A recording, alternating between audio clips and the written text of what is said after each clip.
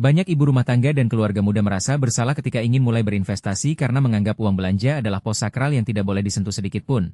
Padahal dengan pengelolaan yang tepat, anggaran harian justru bisa menjadi sumber modal awal yang paling realistis tanpa mengorbankan stabilitas dapur.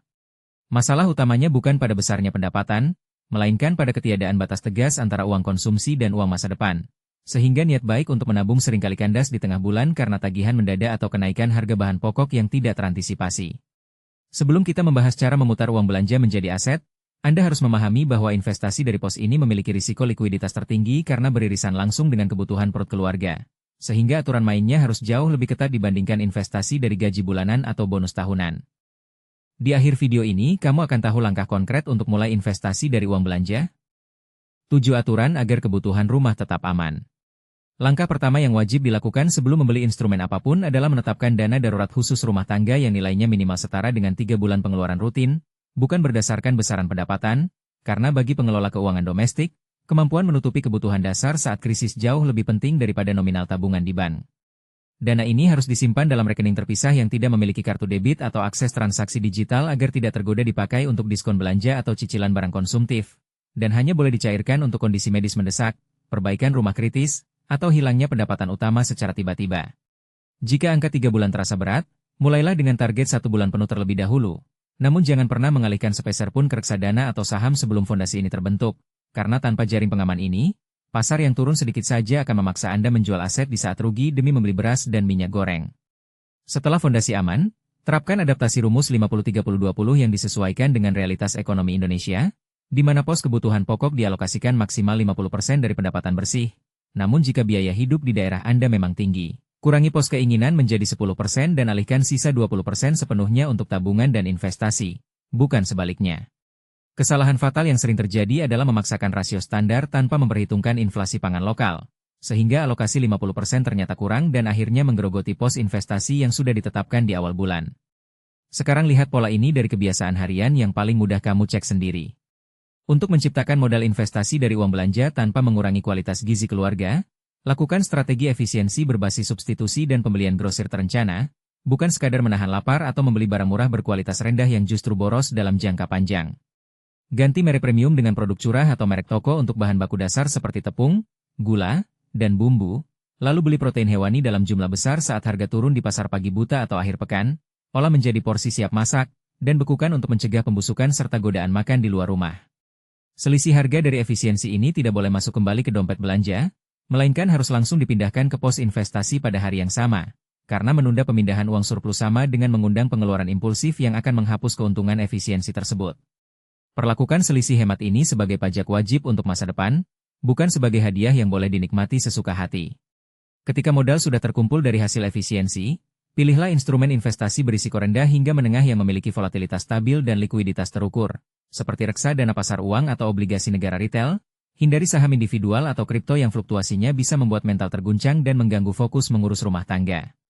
Reksadana pasar uang cocok untuk tujuan jangka pendek di bawah 1 tahun karena nilainya cenderung naik stabil dan bisa dicairkan dalam beberapa hari kerja. Sedangkan obligasi negara retail memberikan imbal hasil pasti di atas deposito dengan jaminan pemerintah. Sangat cocok untuk ibu rumah tangga yang menginginkan kepastian arus kas tanpa perlu memantau grafik setiap jam.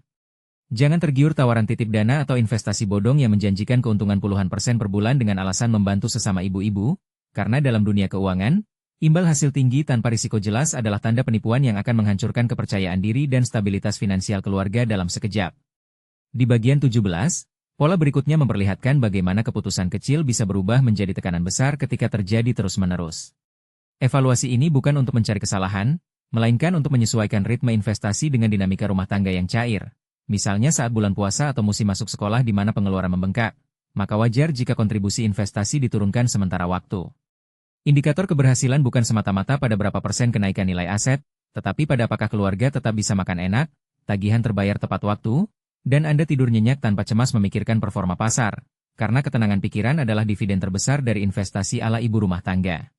Kalau pola ini mulai terlihat, kamu bisa memperbaikinya dari bagian yang paling dekat dengan hidupmu. Ketika pasar sedang panas dan tetangga atau grup media sosial pamer keuntungan fantastis, ingatkan diri sendiri bahwa uang yang Anda pegang adalah uang napas keluarga, bukan uang dingin yang siap hilang, dan kerugian di sini berdampak langsung pada kesejahteraan orang-orang tercinta yang bergantung pada keputusan Anda.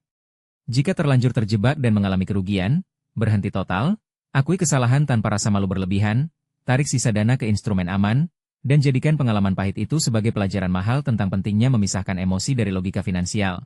Karena pemulihan psikologis jauh lebih sulit daripada pemulihan finansial. Penerapan ketujuh aturan ini tidak akan langsung membuat Anda kaya raya dalam semalam, namun akan membangun kebiasaan finansial yang tangguh dan berkelanjutan, di mana investasi tumbuh berdampingan dengan kebahagiaan rumah tangga, bukan saling memakan. Mulailah dari langkah terkecil hari ini, entah itu membuka rekening dana darurat atau mencatat pengeluaran harian dengan jujur, karena konsistensi dalam hal-hal kecil jauh lebih berharga daripada aksi besar yang hanya bertahan seminggu. Ingatlah bahwa tujuan akhir dari mengelola uang belanja untuk investasi bukanlah sekadar angka di layar aplikasi, melainkan kebebasan memilih di masa depan. Apakah itu pendidikan terbaik untuk anak, ibadah haji bersama pasangan, atau masa tua yang bermartabat tanpa membebani siapapun.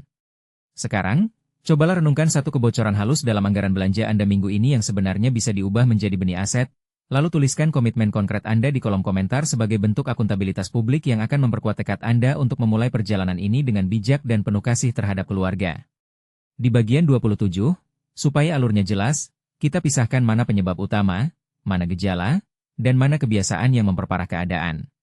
Di bagian 28, supaya alurnya jelas, kita pisahkan mana penyebab utama, mana gejala, dan mana kebiasaan yang memperparah keadaan. Di bagian 29, setelah penyebabnya terlihat, langkah praktisnya adalah memilih satu tindakan yang mudah dijalankan dan cepat memberi sinyal perubahan. Di bagian 30, setelah penyebabnya terlihat, langkah praktisnya adalah memilih satu tindakan yang mudah dijalankan dan cepat memberi sinyal perubahan. Di bagian 31, setelah penyebabnya terlihat, langkah praktisnya adalah memilih satu tindakan yang mudah dijalankan dan cepat memberi sinyal perubahan. Di bagian 32, setelah penyebabnya terlihat, langkah praktisnya adalah memilih satu tindakan yang mudah dijalankan dan cepat memberi sinyal perubahan. Di bagian 33, setelah penyebabnya terlihat, langkah praktisnya adalah memilih satu tindakan yang mudah dijalankan dan cepat memberi sinyal perubahan. Di bagian 34, setelah penyebabnya terlihat, langkah praktisnya adalah memilih satu tindakan yang mudah dijalankan dan cepat memberi sinyal perubahan. Di bagian 35, setelah penyebabnya terlihat, langkah praktisnya adalah memilih satu tindakan yang mudah dijalankan dan cepat memberi sinyal perubahan. Di bagian 36, setelah penyebabnya terlihat, langkah praktisnya adalah memilih satu tindakan yang mudah dijalankan dan cepat memberi sinyal perubahan. Di bagian 37, keputusan harian perlu diuji dengan pertanyaan sederhana. Apakah ini membantu tujuan utama, atau hanya meredakan rasa tidak nyaman sesaat? Di bagian 38, keputusan harian perlu diuji dengan pertanyaan sederhana. Apakah ini membantu tujuan utama, atau hanya meredakan rasa tidak nyaman sesaat? Di bagian 39, keputusan harian perlu diuji dengan pertanyaan sederhana. Apakah ini membantu tujuan utama, atau hanya meredakan rasa tidak nyaman sesaat? Di bagian 40, keputusan harian perlu diuji dengan pertanyaan sederhana. Apakah ini membantu tujuan utama, atau hanya meredakan rasa tidak nyaman sesaat? Di bagian 41, keputusan harian perlu diuji dengan pertanyaan sederhana. Apakah ini membantu tujuan utama, atau hanya meredakan rasa tidak nyaman sesaat? Di bagian 42, keputusan harian perlu diuji dengan pertanyaan sederhana. Apakah ini membantu tujuan utama, atau hanya meredakan rasa tidak nyaman sesaat? Di bagian 43, keputusan harian perlu diuji dengan pertanyaan sederhana. Apakah ini membantu tujuan utama, atau hanya meredakan rasa tidak nyaman sesaat? Di bagian 44, keputusan harian perlu diuji dengan pertanyaan sederhana. Apakah ini membantu tujuan utama, atau hanya meredakan rasa tidak nyaman sesaat? Di bagian 45, inti pembahasannya adalah mengenali pola, memutus kebiasaan yang paling mahal, lalu menjaga langkah kecil yang bisa bertahan. Di bagian 46, inti pembahasannya adalah mengenali pola, memutus kebiasaan yang paling mahal, lalu menjaga langkah kecil yang bisa bertahan.